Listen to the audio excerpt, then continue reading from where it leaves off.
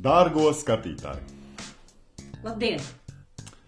Labvakar, ja tev ir vakars. Labrīt, ja tev ir rīts.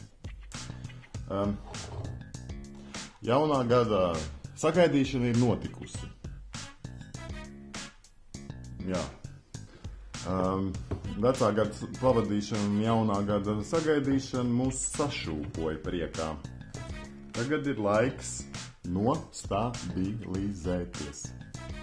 Nostabilizēties priekā. Jo šūpošanās vilnis aiznes gan uz vienu pusi, gan uz otru pusi.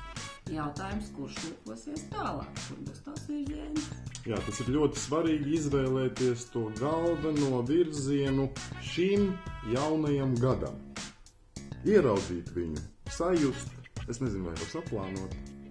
Ir cilvēki, kas var saplānot, un kurās cieši pie savu plānu, bet, kā jau mēs visi zinām, ja mums ir konkrēts plāns, mums ir iespēja palaist garām izdarības vai nepaņemt dāvanas. Tā kā plānam ir jābūt elastīgam. Vēl runas iesaka balstīties uz dažādiem resursiem, un resursi mēdz būt ārēji un iekšēji.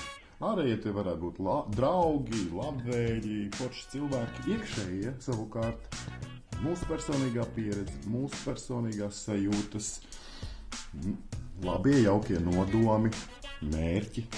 Didze, bet vai tu zini, kā mēs no iekšējiem resursiem varam uzlādēt savas baterijas? Tā, kur man ir baterijas? Jā. Nē, nezinu. Es arī nezinu. Kurš zina? Andis zina. Es zinu. Stāsti.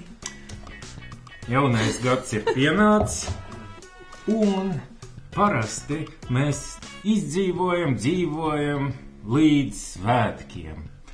Tagad svētku sezona ir beigusies, un ko tālāk? Gaidīt Jāņus nebūt.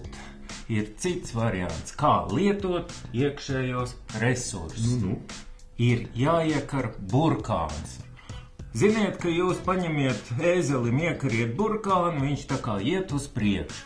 Ja pēkšņi ir noticis tā, ka svētku sezona ir bijusi tāda visnotaļ spēcīga, un mums tā kā tagad ir mazāk resursu, mazāk enerģijas, vajag iekārt sev burkānu, pateikt, ja es šo ziemu izdzīvošu, nodzīvošu priecīgi, tad pavasaris atnāks pilnīgi noteikti.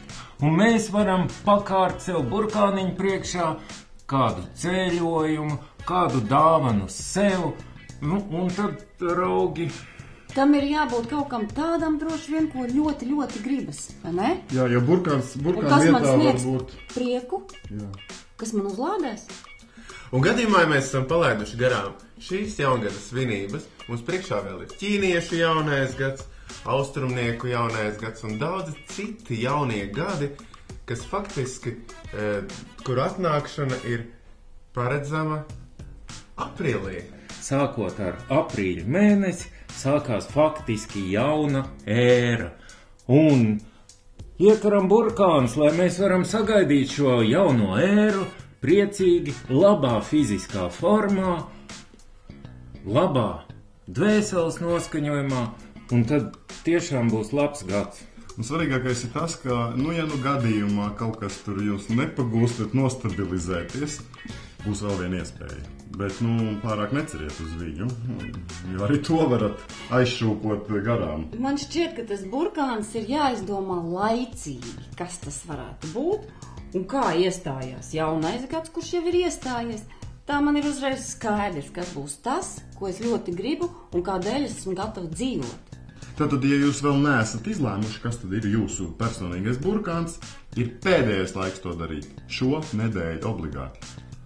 Koncentrējamies. Nostādam mērķi. Nomērķējam un griežam. Burkānā. Un tad viss būs labi. Mēs šeit daudz šūpojāmies, daudz runājām par burkāniem un banāniem. Ja vēl parunām nedaudz astroloģiski par šo gadu, kurš ir iestājies, tad laika posms no janvāra līdz 17. martam ir samērā sarežģīts.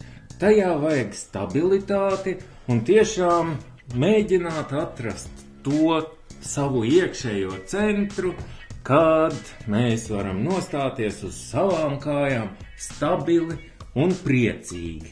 Būs tā. Būs tā. tā. Būs tā. Tev, skatītāji, būs labs gads. Būs tā.